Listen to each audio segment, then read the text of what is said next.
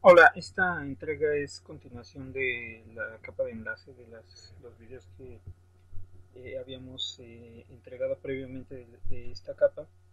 Y bueno, previamente habíamos revisado por ahí en alguna entrega anterior algunos ejemplos de topologías y habíamos mencionado por ahí algunas de las características que tenían las redes de difusión y las redes de conexión de punto a punto. Como ejemplo de estos dos tipos de redes tenemos, por ejemplo, la topología de bus en la cual se utiliza la difusión como un mecanismo para poder hacer la entrega de paquetes, la entrega de tramas, en el caso de la capa de enlace. Y uno de los ejemplos que habíamos mencionado por ahí de conexiones punto a punto pues era la topología de anillo, en la cual teníamos conexión entre dos nodos adyacentes y el envío de las tramas se hacía haciendo circular estos nodos, haciendo que estos nodos viajaran de un nodo al otro hasta que lograran llegar a su destino, siguiendo generalmente un sentido en la dirección en la que se transmiten las tramas. Se lleva a cabo en un solo sentido, en el caso de la topología de anillo. ¿Sí? En esta ocasión lo que vamos a hacer es platicar un poco de la forma en la cual se llevan a cabo la implementación de la capa de enlace, cuál es la manera en la cual se logra sincronizar cuáles son las reglas que se requieren o que se aplican en la práctica para poder lograr, por ejemplo, en una red de este tipo en la cual tenemos nosotros un mecanismo de difusión, cuál es el mecanismo que se utiliza, cuáles son las reglas que se requieren para que los equipos sean capaces de transmitir su información en una red de este tipo. Aparte de estos ejemplos de redes en las cuales se hace uso de la difusión o de la conexión punto a punto, también habíamos mencionado en una entrega anterior algunos de los mecanismos que se utilizan para poder acceder a un medio utilizando algo que se conoce como multiplexión.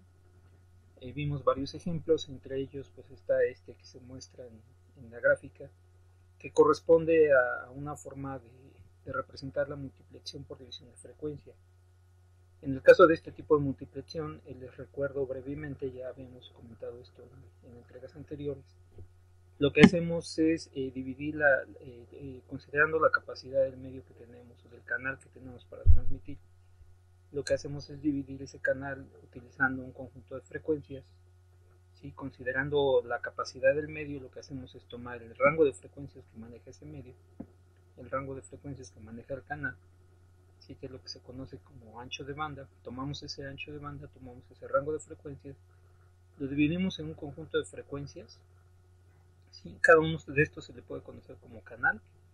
Y dejamos por aquí algo que se conoce como banda de protección, que es una separación que existe entre un canal y otro. Y cada uno de esos canales lo dedicamos a un flujo de datos. ¿Sí? Aparte de estos, bueno, habíamos mencionado algunos otros, por ejemplo, les recuerdo brevemente la multiplicación por división de tiempo que también habíamos visto, que es un mecanismo que se utiliza cuando tenemos nosotros un medio, un canal a través del cual solamente podemos transmitir, solamente puede transmitir un emisor a la vez.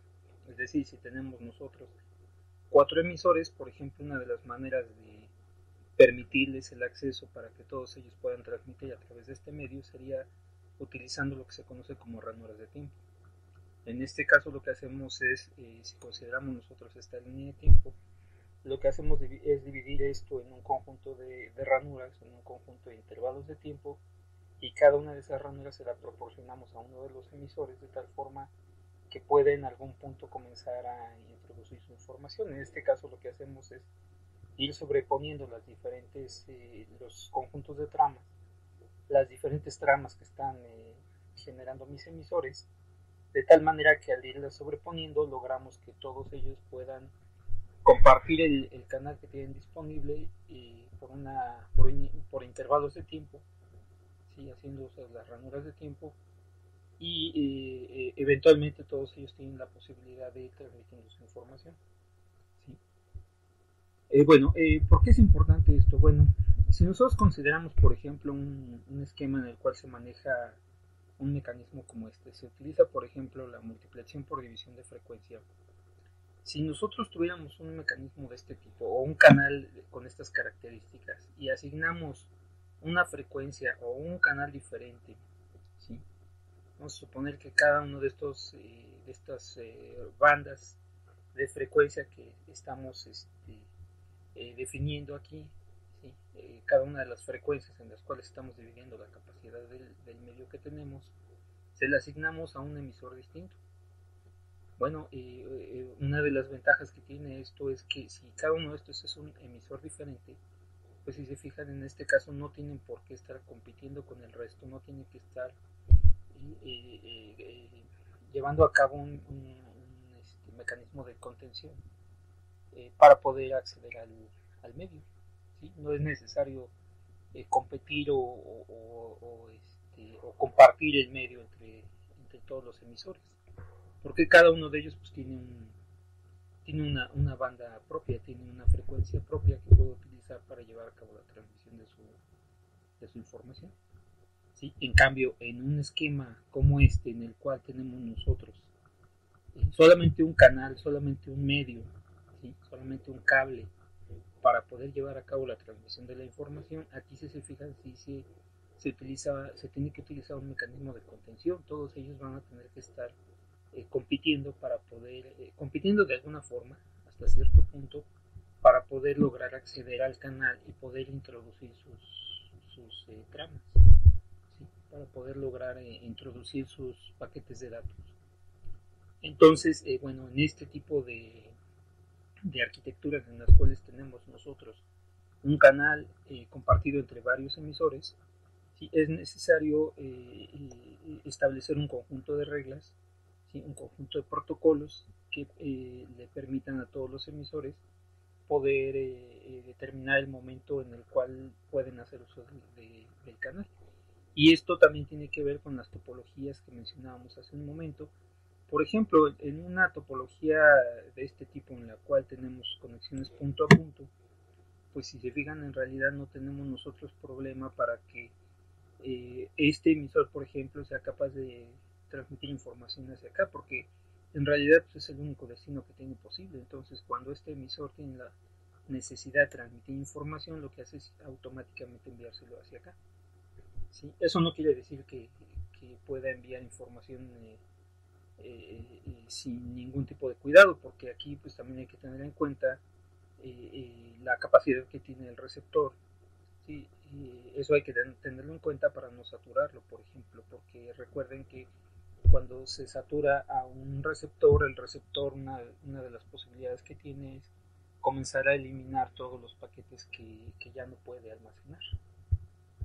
Pero bueno, salvo esos detalles que tienen que ver con las capacidades de los receptores, este emisor, por ejemplo, en principio pues no debería tener ningún problema para poder transferir su información hacia acá. No es necesario que este canal que tiene disponible lo tenga que compartir con otros, a diferencia, por ejemplo, de una arquitectura como esta, en la cual si yo transmito información, como este es el medio que estoy utilizando para poder intercambiar los datos con el resto de los componentes de la red, ¿sí? Con el resto de los destinos, pues cada vez que yo introduzco información aquí se puede presentar el problema de que otro emisor también haya introducido un paquete, ¿sí? Y en el momento que esos paquetes se chocan, se produce lo que se conoce como una colisión y eso provoca que los paquetes se distorsionen, que se dañen.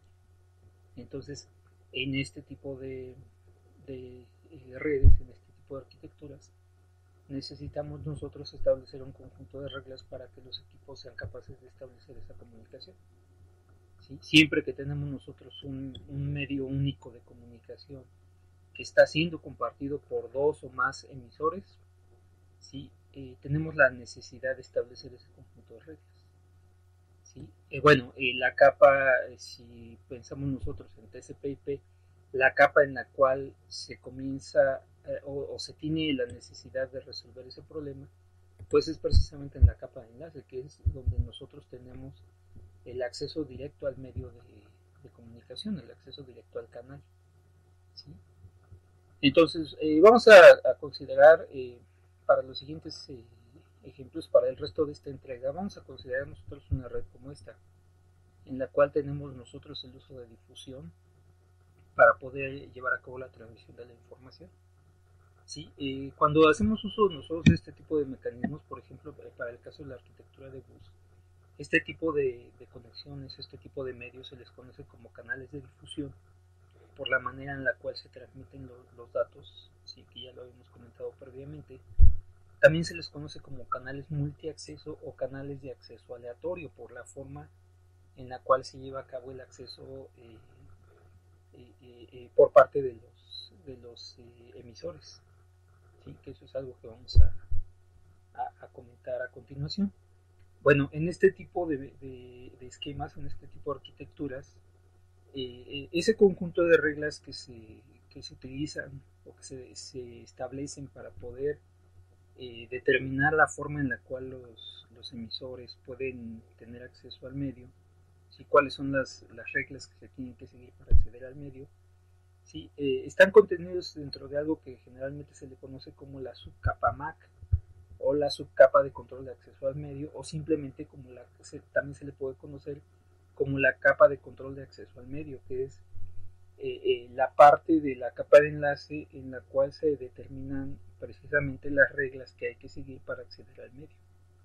¿Sí? Eso se conoce generalmente como la capa MAC o subcapa MAC, depende de qué autor estén ustedes consultando, pero bueno, finalmente esa capa es la capa en la cual se determinan las reglas que vamos a utilizar para poder tener acceso al medio, los protocolos que tienen que observar todos mis emisores para poder lograr establecer la comunicación cuando tenemos nosotros un medio compartido como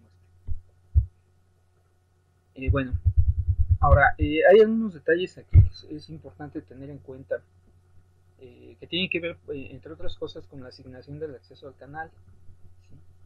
¿Sí? Por ejemplo, para los casos que mencionamos anteriormente, por ejemplo, cuando hacemos uso de división de multiplexación por división de frecuencia, ¿sí? El caso en el cual veíamos que la capacidad del canal lo dividimos en un conjunto de frecuencias con una banda de protección entre ellas, y cada una de esas frecuencias la podemos considerar como un canal independiente, y cada uno de esos canales se lo podemos asignar a un emisor. Sí, en ese caso lo que estamos haciendo nosotros es llevar a cabo una asignación estática del canal.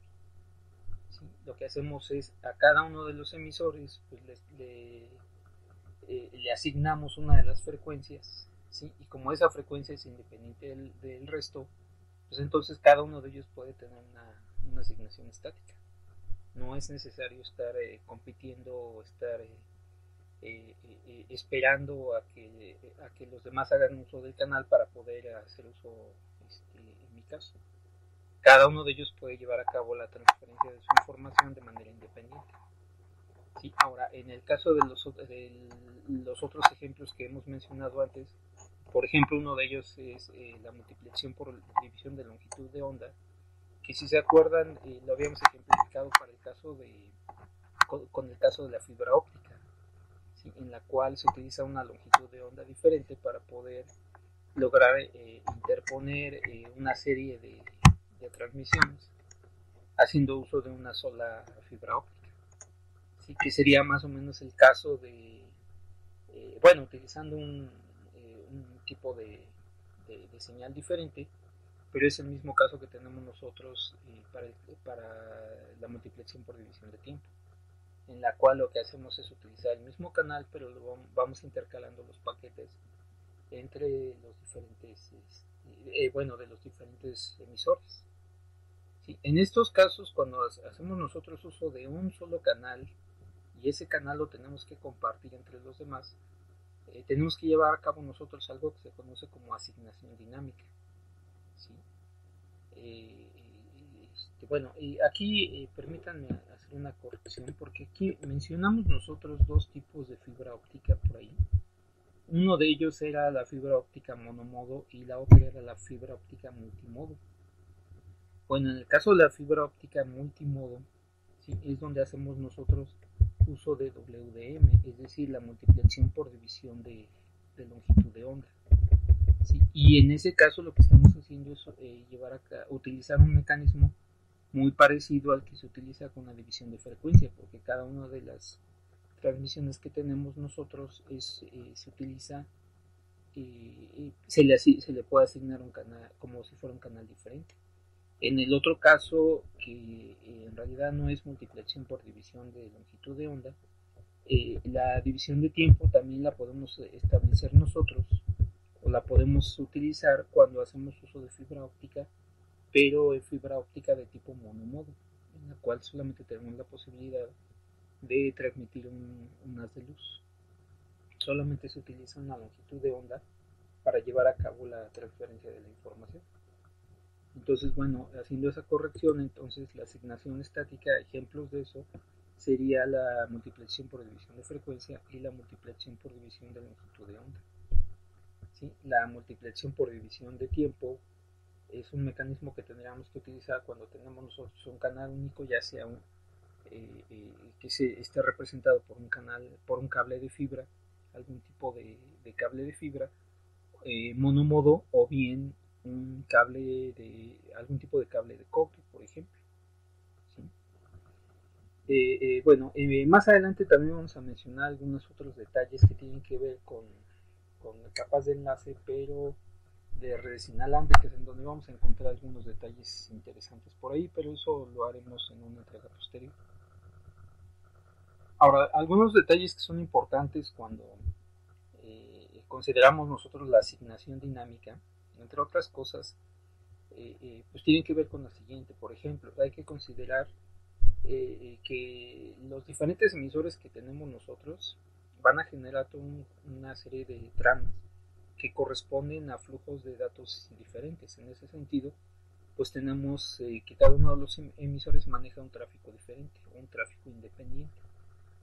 Además, cuando nosotros estos mecanismos de asignación dinámica del canal los utilizamos cuando tenemos un canal único. Por ejemplo, para la multiplicación por división de frecuencia no sería necesario, porque en ese caso lo que hacemos es definir toda una serie de canales, ¿sí? Una serie de canales independientes. Además, para la asignación dinámica, lo que hacemos es considerar que solamente contamos con un solo canal que tiene que ser compartido entre varios. Ahora, otro detalle que también puede ser importante es la detección de colisiones, como el caso que veíamos nosotros para las redes de difusión, por ejemplo, ¿no? El caso que teníamos aquí de una arquitectura de tipo bus, en la cual si un emisor introduce un paquete o introduce una trama, por ejemplo, durante el tiempo en el cual esta trama comienza a viajar a través del medio, puede llegar a producirse una colisión con otro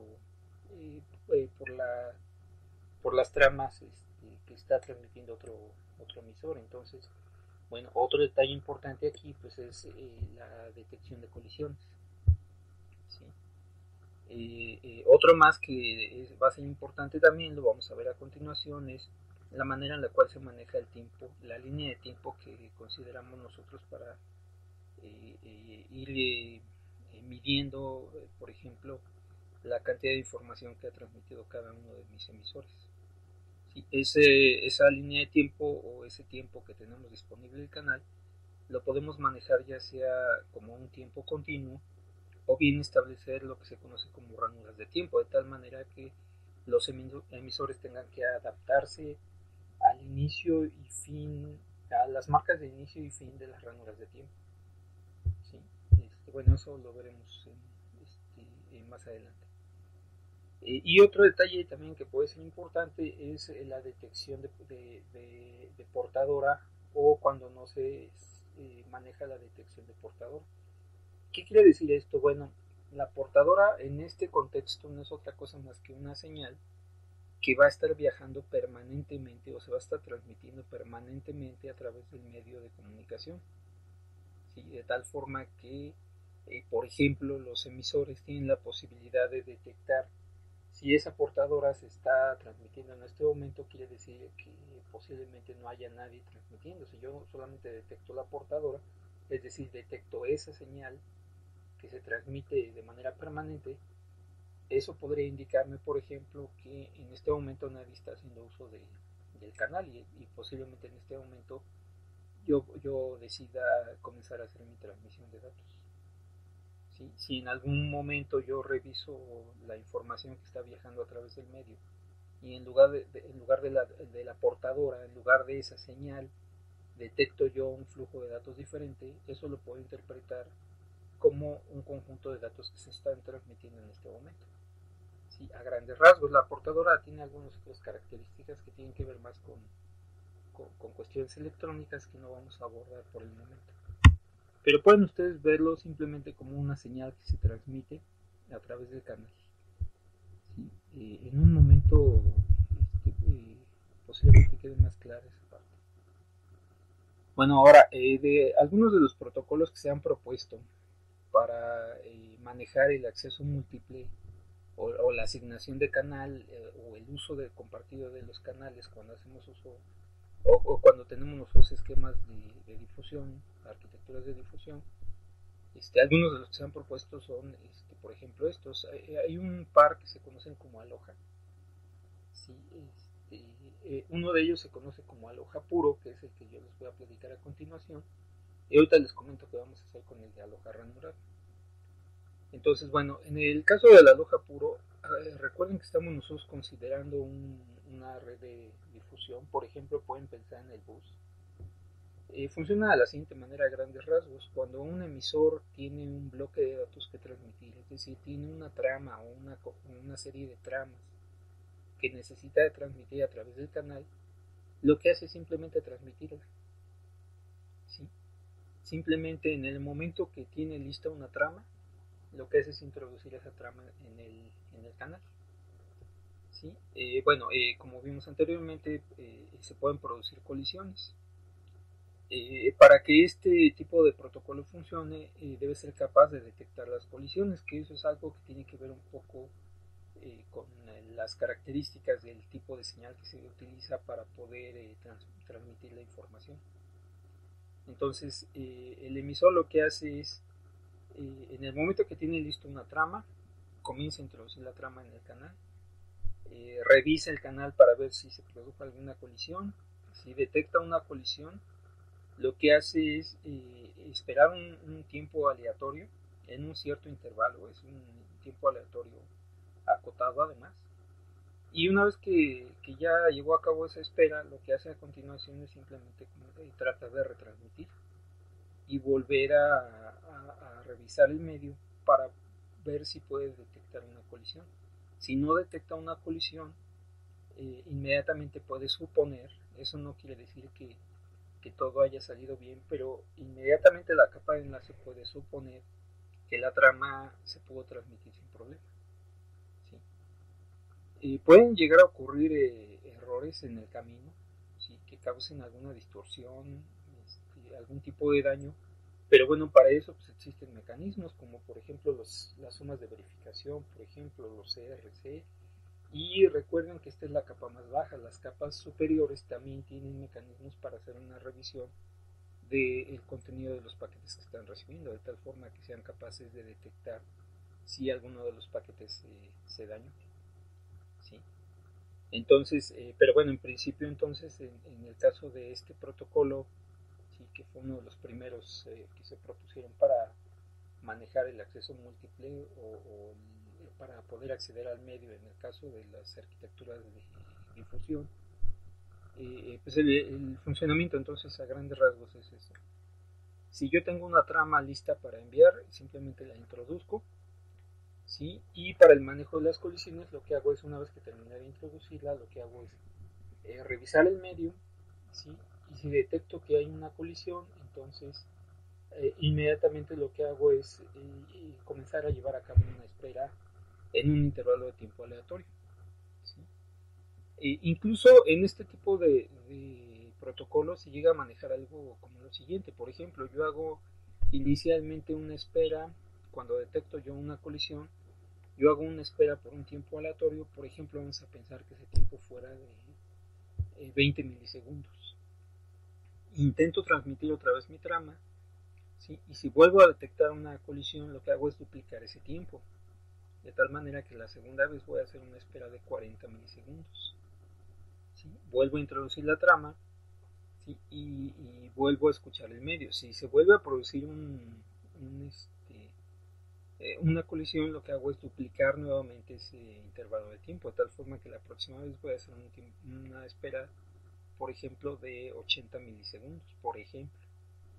¿Sí? Y si después de varios intentos no he logrado introducirla, posiblemente ya le informe yo a las capas superiores que por el momento no es posible hacer la entrega de esa información.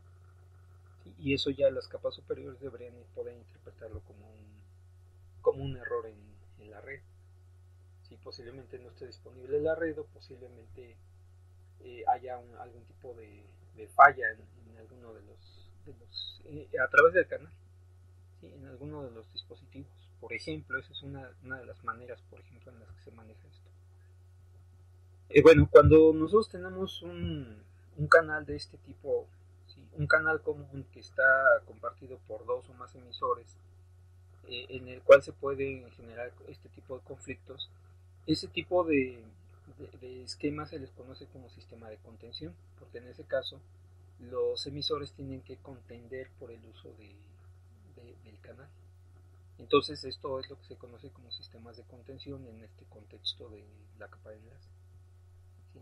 No es otra cosa más que un mecanismo o más bien un medio en el cual tenemos nosotros un canal, ¿sí? Una arquitectura en la que tenemos nosotros un canal, ¿sí? Un canal único que está siendo compartido por varios, en el cual al hacer uso de ese canal se pueden llegar a provocar o pueden llegar a aparecer problemas, por ejemplo, de colisiones. ¿Sí? Se pueden llegar a generar ese tipo de conflictos. Entonces, eso se le conoce como un sistema de contención.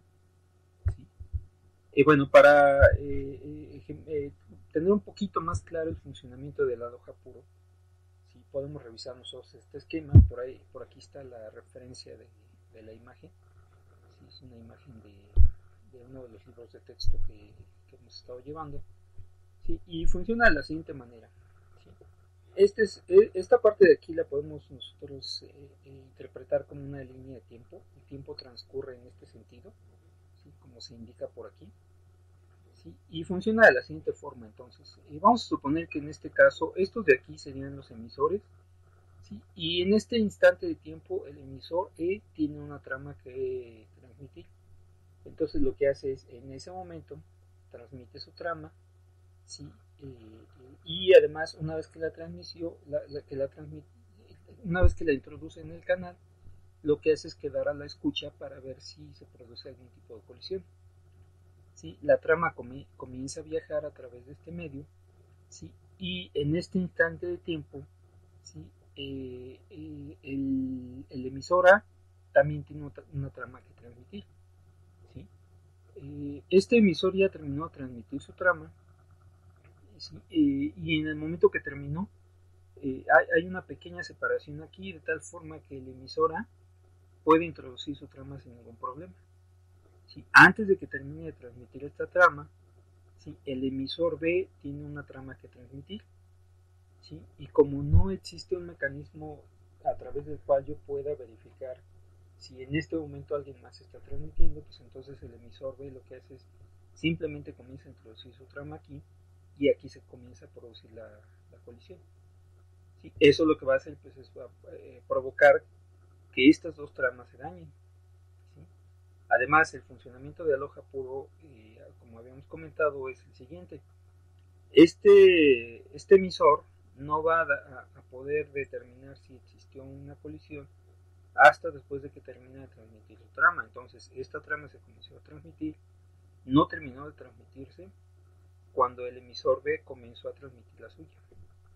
Si el emisor B termina de transmitir la suya, esta trama va a provocar una colisión con esta, y justo en este tiempo, ¿sí? El emisor D también comienza a transmitir su trama.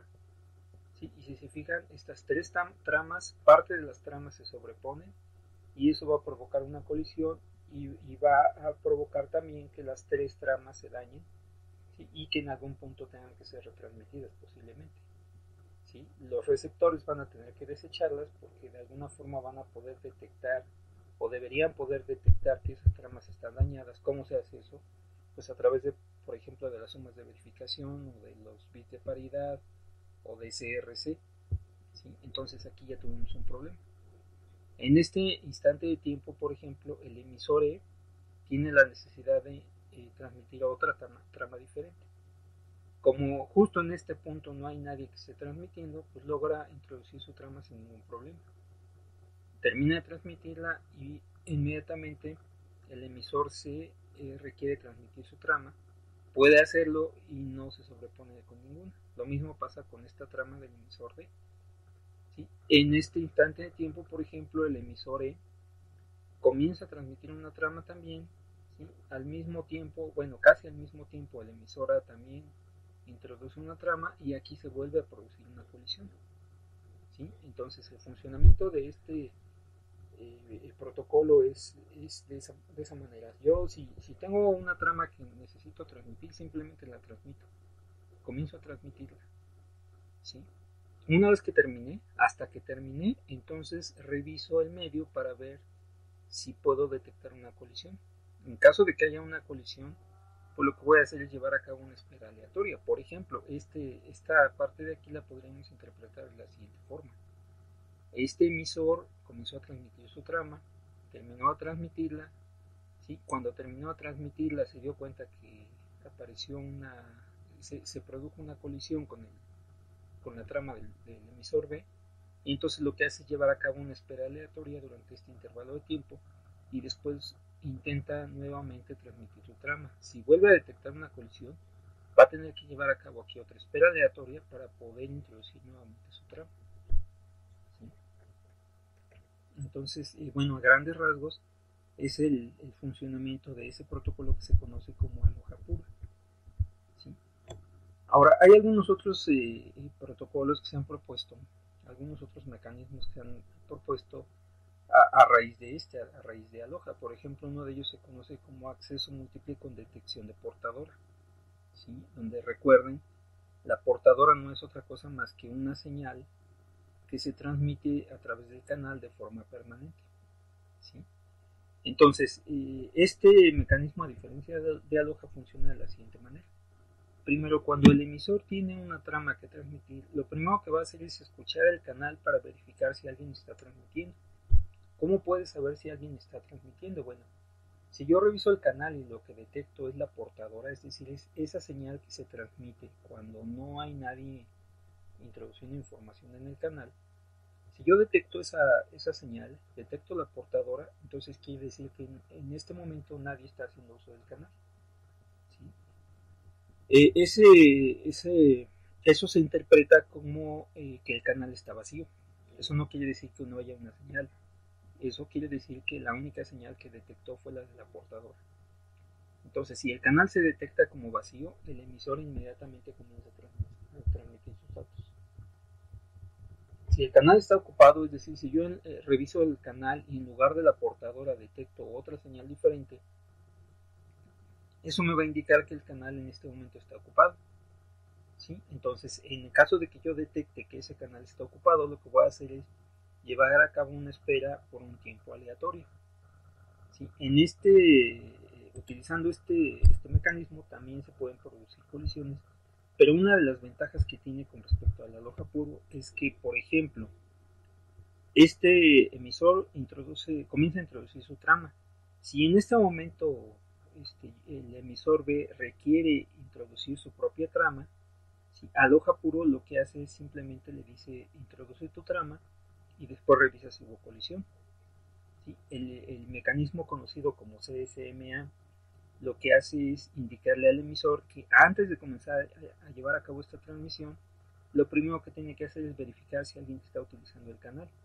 Si llevamos a cabo nosotros esa operación, el emisor B en este punto debería darse cuenta de que el emisor A está haciendo uso del canal y entonces aquí el emisor B debería llevar a cabo una espera aleatoria antes de intentar introducir su trama. ¿Sí? Esa es una de las ventajas que tiene este mecanismo. Entonces, lo que hace en este caso el emisor antes de introducir su trama, pues es primero revisar para ver si el canal está vacío o está ocupado. ¿Sí? En este caso, pues los emisores también son capaces de detectar las colisiones, al igual que en el caso de la aloja puro. ¿Sí? Y lo que hace en este caso el emisor es, una vez que introduce la trama, también queda la escucha para detectar si se produjo una colisión. En caso de que se haya producido una colisión, al igual que que en el caso de Aloha, lo que va a hacer el emisor es llevar a cabo una espera por un tiempo aleatorio y tratar de retransmitir su trama. Otra vez, cuando vuelva a intentar retransmitir, antes de introducir la trama en el medio, antes de introducirlo en el canal, lo que va a hacer es primero revisar si el canal está vacío. ¿Sí? Este tipo de mecanismo se conoce como acceso múltiple o detección de portador, ¿sí? Que es precisamente, el nombre viene precisamente de esta parte de aquí, la detección que se hace para determinar si el canal en este momento está libre o está siendo ocupado por algún otro emisor. ¿Sí? En ese caso es donde se utiliza la detección del aportador. ¿Sí? Bueno, eso se conoce como CSMA. ¿Sí? Bueno, ahora hay dos formas de utilizar CSMA. Primero, la manera en la cual funciona a grandes rasgos es la siguiente. Otra vez tenemos nuestra línea de tiempo y vamos a suponer que en este caso tenemos 3 emisores. ¿Sí? Y estos nombres que aparecen aquí representan los bloques de datos de cada uno de los emisores. Por ejemplo, este es el bloque de datos del emisor A y además es el bloque número 1. Este correspondería al bloque de datos del emisor A, pero al paquete número 2 o a la trama número 2. Si lo mismo, este corresponde al emisor B y este al emisor C. Entonces, si otra vez suponemos que esta es una línea de tiempo, en este instante lo que hace el emisor A, ¿sí?, es revisar el medio para ver si está libre, ¿sí? Y en caso de que esté libre, lo que va a hacer es introducir su trama. Entonces, en este momento, en este instante de tiempo, el emisor A revisa el medio, ¿sí?, detecta únicamente la portadora, eso lo interpreta como que el canal está vacío, introduce su trama, ¿sí?, y continúa introduciendo información hasta que termina de colocar la trama en el medio. Justo en este momento, mientras el emisor A está transmitiendo, el emisor B tiene la necesidad de transmitir una trama. ¿Sí? Bueno, lo que va a hacer en este caso el emisor B es llevar a cabo una revisión del medio y en este punto se va a dar cuenta de que el medio se está utilizando, ¿sí?, porque el emisor A está introduciendo su trama. ¿Sí? Bueno, hay dos mecanismos que se pueden utilizar aquí. ¿Sí? Uno de ellos, que es el que está representado en el esquema, funciona de la siguiente manera.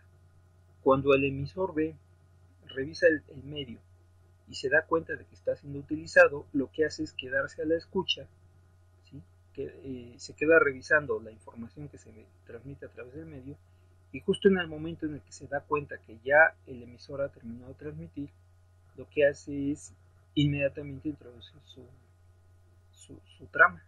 ¿Sí? Entonces, cuando yo detecto que alguien está transmitiendo, simplemente reviso el medio, observo el medio, ¿sí?, y en el momento que detecto que ese emisor ya terminó, inmediatamente lo que hago es introducir mi trama.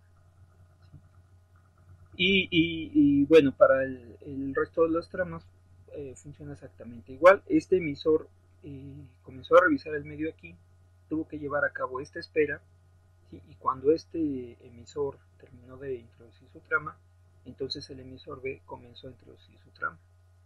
Si en este punto el emisor A, por ejemplo, requiere introducir una segunda trama, lo que va a hacer es otra vez revisar el medio, va a detectar que el medio está en uso porque el emisor B está introduciendo esta trama, y entonces va a esperar a que este emisor termine de transmitir. Una vez que termine de transmitir, va a tratar de introducir su trama inmediatamente. ¿Sí? Ahora, ¿qué pasa si, por ejemplo, en este segundo caso tenemos nosotros el emisor B está introduciendo su trama?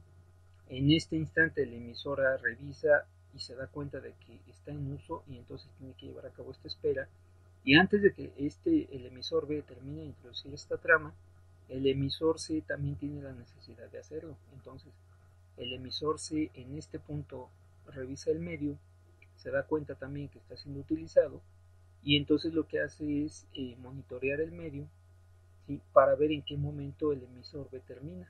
Bueno, uno de los problemas que podemos tener nosotros aquí es que como los dos, el emisor A y el emisor C, van a intentar introducir su trama justo en el momento en el que el emisor B termine, entonces estas dos tramas van a colisionar. Aquí se va a producir una colisión. ¿Sí? Bueno, este mecanismo en el cual tenemos nosotros, llevamos a cabo nosotros una espera nada más hasta que un emisor termine de transmitir, ¿sí?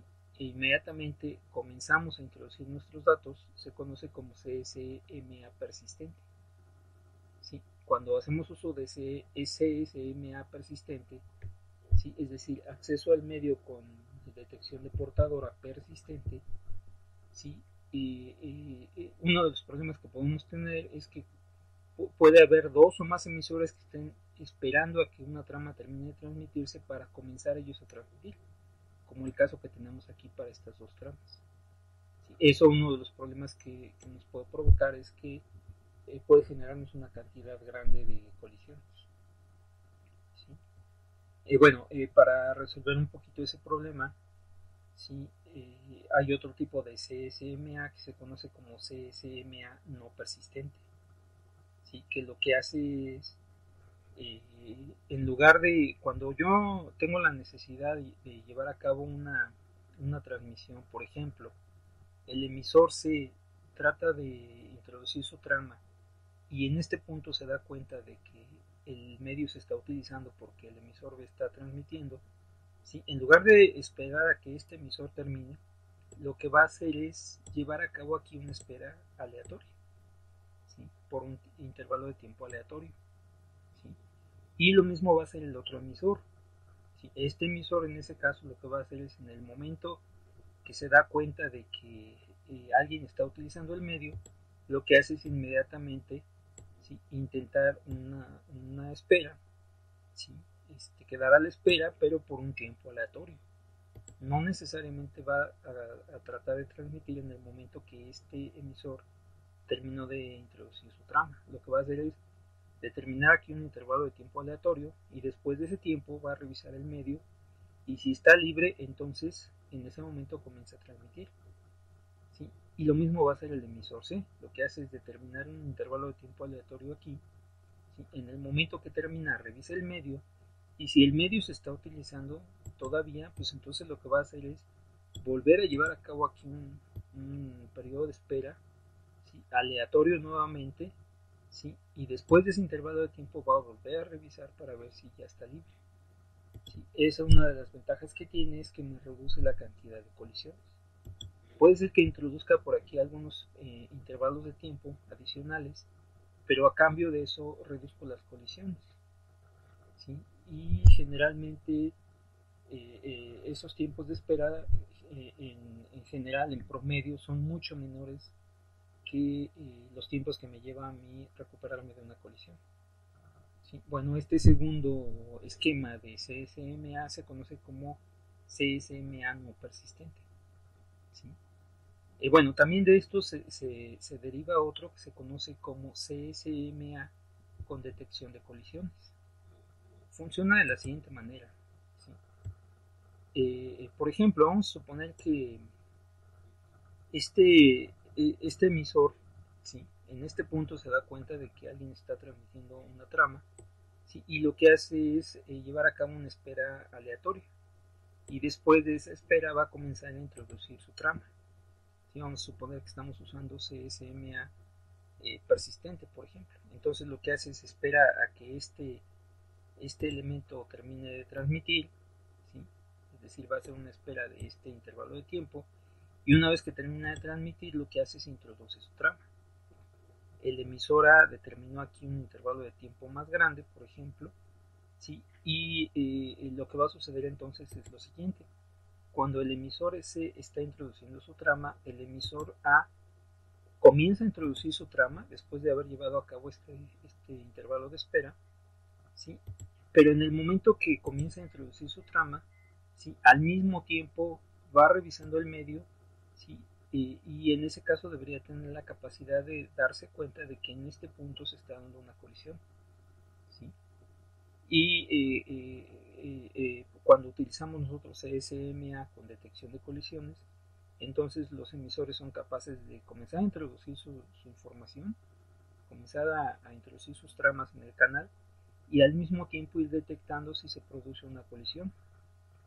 Y si detectan esa colisión, simplemente en ese momento dejan de transmitir, ya no siguen transmitiendo, porque de todos modos cualquier distorsión que se provoque en el paquete va a provocar que ese paquete se tenga que desenchar. Entonces, inmediatamente lo que hacen es suspender la transmisión del paquete, ¿sí? La transmisión de la trama, en el caso de la capa de enlace, llevar a cabo una espera aleatoria y después intentar nuevamente, ¿sí? Y otra vez cuando se comienza a transmitir la trama, se va detectando si se produce una colisión.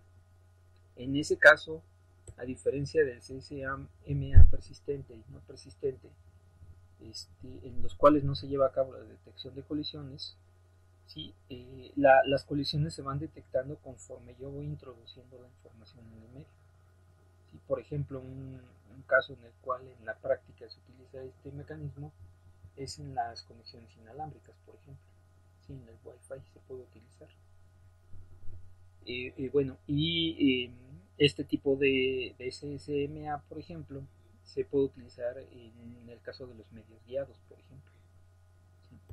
¿Sí? Depende un poco también de las características del medio que estamos utilizando, pero bueno, entonces tenemos dos tipos de CSMA, el persistente y el no persistente. El persistente lo que hace es, si detecto yo que el medio se está utilizando, lo que hago es esperar a que quien esté haciendo uso del medio termine e inmediatamente introduzco mi trama. El no persistente lo que hace es lo siguiente, si yo detecto que el medio se está utilizando, lo que voy a hacer es establecer aquí una espera aleatoria y después de ese periodo de espera vuelvo a revisar el medio para ver si está libre. Si está libre comienzo a transmitir, si no está libre llevo a cabo otra vez una espera por un intervalo de tiempo aleatorio. Y el CSMA con detección de colisiones lo que hace es comienzo a introducir mi trama, pero al mismo tiempo voy revisando el medio para detectar las colisiones antes de terminar de transmitir mi trama. Sí, eso me ahorra demasiado tiempo. Entonces, bueno, son algunos de los mecanismos que se han propuesto. ¿Sí? Muchos de esos esquemas, muchos de esos diseños que se han hecho, de esos protocolos, se han incluido en algo que se conoce como el estándar IEEE 802, ¿sí? Que son algunos de los protocolos más utilizados actualmente. ¿Sí? Todos estos corresponden a diseños de mecanismos para o de protocolos para la capa de enlace, o de tecnologías para la capa de enlace que también los pueden encontrar de esa forma. ¿Sí? Y todos ellos son diseños para redes de tipo PAN, LAN y MAN. Para las redes de tipo WAN hay algunos otros mecanismos diferentes porque ahí hay criterios distintos que se tienen que utilizar. Bueno, como parte de ese estándar, en realidad el estándar IEEE 802 incluye todo un conjunto de protocolos, todo un conjunto de estándares. Entre ellos, dos de los más conocidos en el 802.3 que corresponde a Ethernet, que es un tipo de diseño o una tecnología de capa de enlace, ¿sí? Un protocolo de capa de enlace que podemos nosotros encontrar en redes de tipo LAN, ¿sí? Que fue creado por dos personas de nombre Bob Metcalfe y David Box, que seguramente han escuchado por ahí. ¿Sí? Otro de los integrantes de este estándar es el 802.11 que ustedes conocen comúnmente como Wi-Fi, que se utiliza para redes inalámbricas, redes de tipo LAN inalámbricas. No son los únicos, hay algunos otros, por ejemplo, también pueden encontrar el 802.5 que corresponde a Token Ring, que es un estándar que se utilizó por ahí para redes de tipo anillo que hacían uso de fibra óptica, ¿sí? Que además utilizaban un mecanismo conocido como manejo de tokens para poder llevar a cabo la transmisión de la información. Actualmente está en desuso. Otro ejemplo más que se puede mencionar es el protocolo 802.15 que corresponde a Bluetooth. ¿Sí?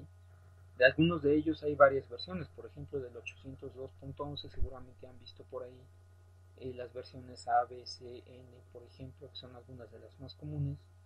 De Bluetooth también pues hay varias versiones, ¿sí?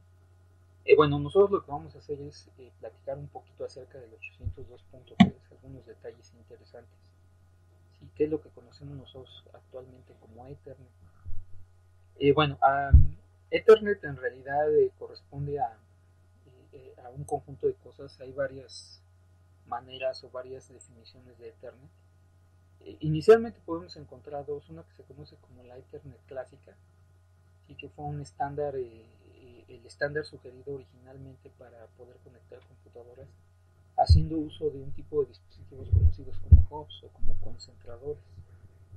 Generalmente este tipo de tecnología o este tipo de mecanismos se utilizaban para establecer redes que no alcanzaban, no superaban los 10 megabits por segundo.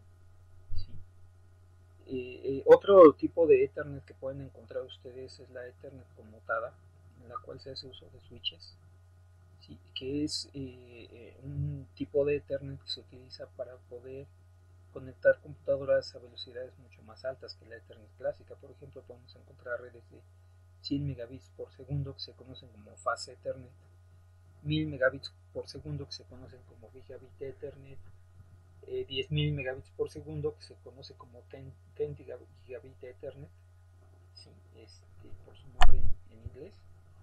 Y bueno, así hay algunas otras, ¿no? Hay una de 40 gigabits por segundo, por ejemplo, y algunas más que han surgido por ahí recientemente. Entonces, cuando hablamos de Ethernet conmutada, estamos hablando de Ethernet basada en switches, ¿sí? Que tiene una velocidad de al menos 100 megabits por segundo. En algunos textos, todas estas simplemente las nombran como Ethernet, todas ellas son Ethernet.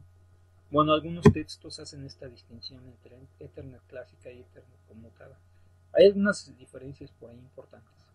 Nosotros vamos a platicar algunos detalles acerca de la Ethernet conmutada, que es el tipo de Ethernet que utilizan ustedes actualmente. La Ethernet clásica en realidad ya prácticamente no existe, cada vez están más en desuso. Bueno, algunos detalles acerca de la Ethernet conmutada, pues inicialmente se hace uso de switches, ¿sí? O de conmutadores, también se les conoce de esa forma. Sí, se hace uso de switches para conectar los equipos, que es un tipo de dispositivo que por ahí ya mencionamos algunos detalles. Más adelante vamos a mencionar algunos otros más. Vamos a revisar con detalle el funcionamiento. El switch a grandes rasgos pues es un tipo de dispositivo que se encarga de llevar a cabo el reenvío de tramas, ¿sí? Algo parecido a lo que platicamos nosotros para el reenvío de paquetes en el caso de los routers, pero en este caso este tipo de dispositivo trabaja en la capa 2, es decir, trabaja al nivel de las direcciones MAC, ¿sí? El dispositivo lo pueden ver ustedes como un tipo de aparato que cuenta con un conjunto de conectores, ¿sí? Y tiene una tabla en la cual puede reconocer cuál es la dirección MAC, la dirección física de cada uno de los dispositivos que tiene conectados en sus puertos, ¿sí? Y la forma en la cual lleva a cabo el reenvío de las tramas es que cuando recibe una trama puede consultar esa tabla que tiene para determinar cuál es el puerto en el cual se encuentra conectado un dispositivo final, ¿sí? A través de esa tabla puede determinar cuál es el camino que tiene que seguir un paquete una vez que recibe una trama, puede determinar de qué manera tiene que encaminar ese paquete para que llegue a su destino. Eso a nivel de la capa 2. Bueno, algunas otras características: es un tipo de dispositivo que reduce la cantidad de colisiones en comparación con los hubs. Ya después vamos a platicar un poquito más de eso. Sí, generalmente son dispositivos que definen una topología física de estrella, ¿sí? Es decir, tenemos un elemento central para el envío de los paquetes, pero la topología lógica que manejan es de bus, ¿sí? Y por esa razón es que en este tipo de redes se requiere protocolos que determinan el conjunto de reglas que se tienen que seguir para acceder al medio, ¿sí? Bueno, en el caso de la Ethernet, en particular la Ethernet conmutada, el tipo tipo de servicios que proporciona la capa de red son los siguientes. Primero, proporciona un servicio no confiable, es decir, no garantiza que la información se entregue correctamente. ¿Sí? Y además proporciona un servicio no orientado a la conexión. Si yo requiero un servicio orientado a la conexión y tengo en la capa de enlace Ethernet, en la capa superior se tienen que implementar todos los mecanismos necesarios para el manejo de un servicio orientado a conexión. ¿Sí? Eso se tiene que hacer en la capa de transporte. ¿Sí? No, eso bueno porque la capa de enlace, si estamos haciendo uso de Ethernet, no nos proporciona ese tipo de servicio. Pero bueno, las capas superiores lo pueden hacer. En particular, para un servicio orientado a conexión, pues podemos recurrir a la capa de transporte. Bueno, en el caso de Ethernet, el mecanismo que se usa para la verificación de la integridad de la información es CRC. ¿Sí? Y si recuerdan por ahí, se había comentado en entregas anteriores, me parece que con Omar habían comentado que algunos de los mecanismos utilizados pueden ser, por ejemplo, los bits de paridad, las sumas de verificación, y por ahí les tocó a ustedes revisar CRC. Bueno, Ethernet hace uso de CRC para verificación de la integridad. ¿Sí? Este protocolo se conoce como, o está registrado como el estándar 802.3, ¿sí? Dentro de AAA, de la organización IEEE, está reconocido como el 802.3 y hace uso de CSMACD para determinar la forma en la cual se accede al medio, que es precisamente uno de los mecanismos que comentamos hace un momento. Entonces se hace uso de CSMACD para acceder al medio, se hace uso de CRC para la verificación de la integridad, se proporciona un servicio no confiable y no orientado a la conexión, ¿sí? Y en particular en el caso de Ethernet es un tipo de estándar que comprende tanto la capa física como la capa de enlace, es decir, se encarga de los mecanismos necesarios para acceder al medio, ¿sí? Los mecanismos para poder contender por ese medio, acceder al medio y manejar los problemas que se puedan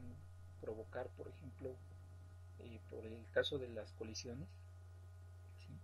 Pero también determina cuáles son las características que debe tener la capa física, es decir, qué tipo de medios o qué tipo de cableado podemos utilizar, por ejemplo, y qué tipo de dispositivos, porque bueno, aquí sí, como pueden ustedes notar, estamos determinando nosotros que se va a hacer uso de switches para el intercambio de las tramas, ¿sí? Y por ahí también se determina cuál es el tipo de tecnología que se utiliza para establecer la comunicación entre los equipos. Por ejemplo, entre otras cosas, podemos encontrar términos como estos: 10 base T, 100 base T, 10 base 2, 100 base LX, por ejemplo, 100 base FX, entre otros. Y aquí, bueno, es importante también tener en cuenta cuál es el significado de ese tipo de términos.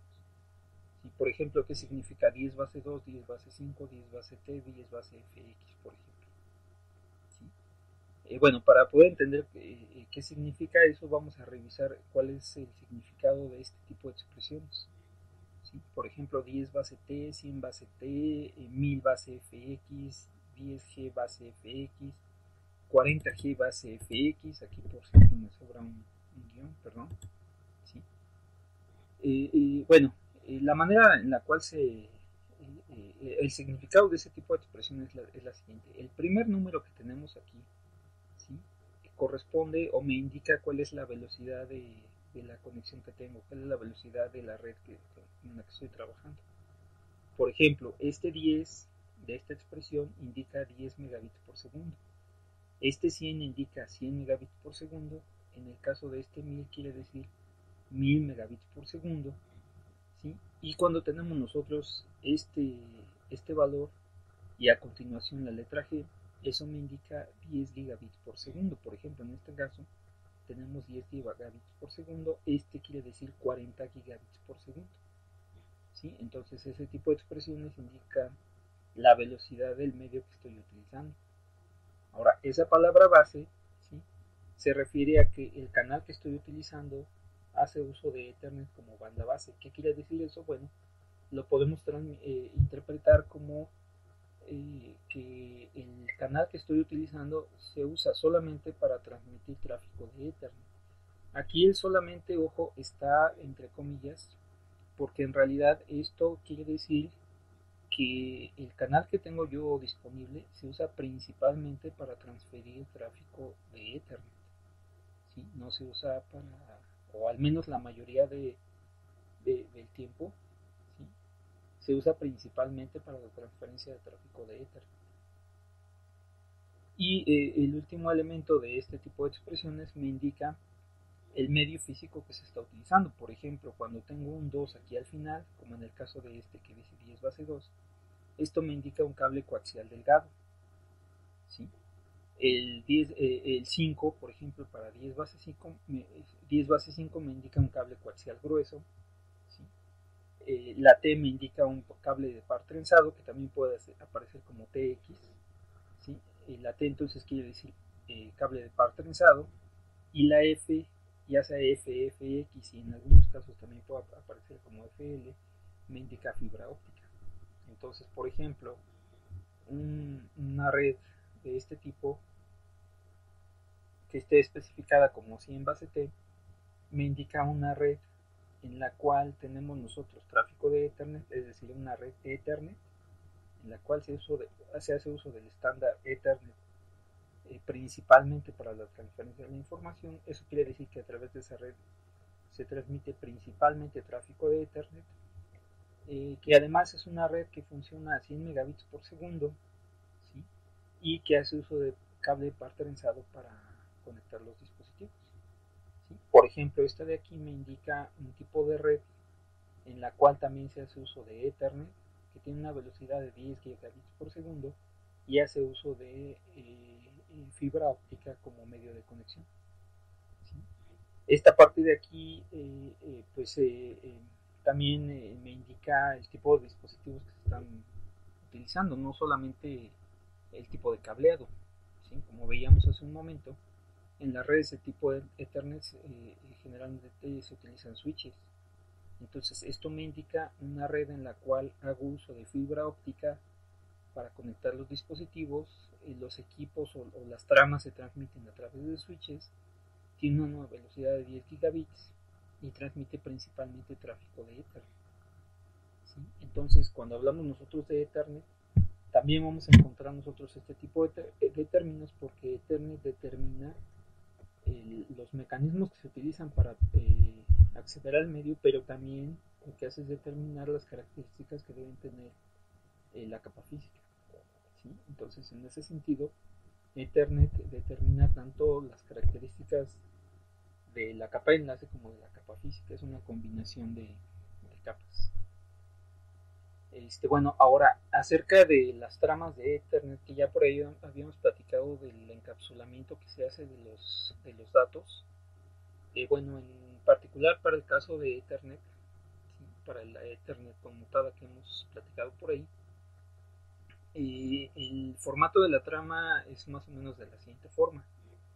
Tenemos nosotros un componente aquí que se conoce como preámbulo, que va a estar formado por 8 bytes, ¿sí?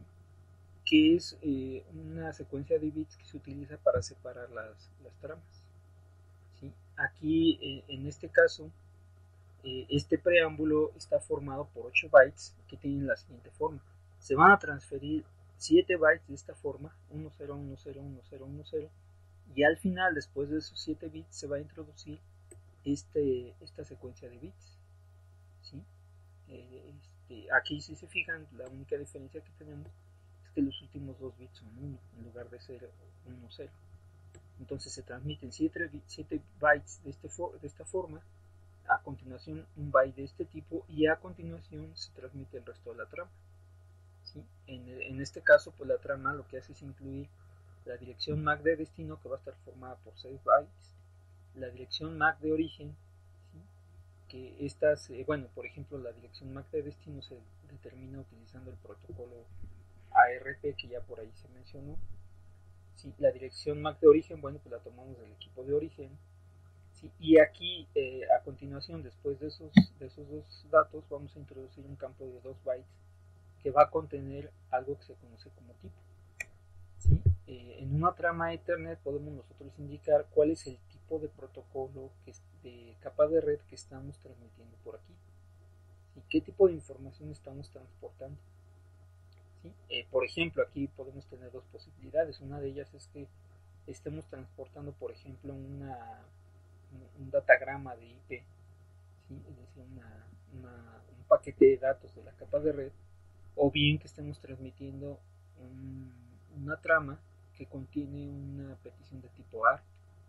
¿Sí? Por ejemplo, esta trama podemos haberla construido de tal forma que la vamos a utilizar para preguntarle a un equipo de destino cuál es su dirección MAC, por ejemplo. Entonces, esa es la utilidad que tiene este campo de tipo. Me indica cuál es el contenido que estoy transportando dentro de esta trama. ¿Sí? Si es, por ejemplo, un paquete de IP o es un paquete de ARP. Ahora, en el campo de los datos, este es un campo variable, puede tener una longitud entre 46 y 1500 bytes. ¿Sí? Y finalmente lo que tenemos aquí es el CRC, ¿sí? Que es el mecanismo que se utiliza para verificar la integridad de la información que estoy transmitiendo. ¿Sí? En este caso, este CRC es un campo de 4 bytes y se calcula utilizando algo que se conoce como CRC32, que corresponde al polinomio que tenemos por aquí abajo. Se utiliza un polinomio de grado 32. Bueno, ustedes ya revisaron CRC, entonces esta parte ya debe ser clara para ustedes. En este caso, Ethernet hace uso de CRC32, ¿sí? Es decir, hace uso de este polinomio para calcular la suma de verificación que va a incluir como parte de la trama. ¿Sí? Entonces, esa es la forma, el mecanismo que tiene Ethernet para que el equipo de destino pueda verificar la integridad de la trama que le estoy enviando. Ahora, este campo que tenemos aquí también es importante por lo siguiente. ¿Sí? Hay un tipo de dato que se tiene que determinar en todos los sistemas operativos que se conoce como MTU, ¿sí? Que quiere decir unidad máxima de transmisión. ¿Sí? Y es una unidad que me indica cuál es el tamaño máximo de datos que podemos incluir, ¿sí? Cuando yo estoy tratando de transmitir un bloque de datos a través de una red. Si, por ejemplo, para el caso de Ethernet, en el momento que Ethernet determina que este es el tamaño máximo del campo de datos de una trama, ¿sí? Lo que hace es indicar que todas las capas superiores se van a tener que adaptar a este tamaño. Entonces, Ethernet lo que hace es determinar que el MTU, ¿sí? La unidad máxima de transmisión de datos, ¿sí? Cuando estamos haciendo uso de Ethernet es de 1500 bytes. ¿Qué quiere decir eso? Bueno, todos los paquetes que tenemos arriba, ¿sí? Arriba de la capa de enlace, es decir, tanto la capa de red como la capa de transporte van a tener que adaptarse a este tamaño, de tal forma que no superen este tamaño como máximo, considerando los tamaños de los encabezados de datos, ¿sí? Los encabezados de los paquetes que se van a generar tanto en la capa de transporte como en la capa de red. ¿Sí? Esas capas no deberían superar este máximo. ¿Sí? Si superan este máximo, bueno, pues la capa de Ethernet, la capa de enlace ya no va a poder manejar ese tamaño de datos. Para eso lo que se hace pues, es considerar siempre, cuando se va a construir un paquete en cualquiera de las capas, considerar siempre cuál es la unidad máxima de transmisión que tenemos y tenemos que ajustarnos a esta. Esta lo que hace es determinar cuáles son los tamaños máximos en las capas superiores. ¿Sí? Entonces este es un dato importante. En el caso de Ethernet, este es el tamaño que se utiliza como máximo. ¿Sí? Ese dato es importante, más adelante lo vamos a utilizar. ¿Sí? Entonces a grandes rasgos esa es la forma en la cual funciona Ethernet. ¿Sí? Y bueno, ya para terminar nada más les recuerdo algunos detalles aquí importantes. En este esquema estamos suponiendo, estoy incluyendo aquí tanto la dirección IP como la dirección MAC de cada uno, bueno, de un conjunto de equipos. Por ejemplo, tenemos este equipo y este equipo de aquí. ¿Sí? Lo que vamos a hacer nosotros es, vamos a suponer, por ejemplo, que yo necesito llevar a cabo la transmisión desde aquí hasta acá. Entonces voy a a construir una trama A, ¿sí? Y quiero hacerla llegar aquí, ¿sí? Bueno, para eso lo que voy a hacer es, pues desde este equipo, haciendo uso de ARP, del protocolo ARP, lo que voy a hacer es obtener la dirección MAC de este equipo, ¿sí? Para poder introducirla en mi trama. Aparte de eso, otro detalle que es importante aquí es determinar si la conexión que yo estoy tratando de establecer, es decir, el destino al cual voy a enviar esta trama, se encuentra contenido dentro de mi red, es decir, está aquí o está contenido en una red externa, ¿sí? ¿Por qué es importante eso? Bueno, si yo necesito transmitir esta trama a un equipo de mi red, es decir, a un equipo local, lo que voy a hacer es, haciendo uso de ARP, voy a obtener la dirección MAC del equipo de destino, la voy a incluir en mi trama y después voy a transmitir esa trama hacia el switch, y el switch debería ser capaz de retransmitir esa información hacia el equipo de destino. ¿Sí? En ese caso, utilizo yo ese mecanismo cuando el equipo de destino se encuentra en la misma red en donde me encuentro yo.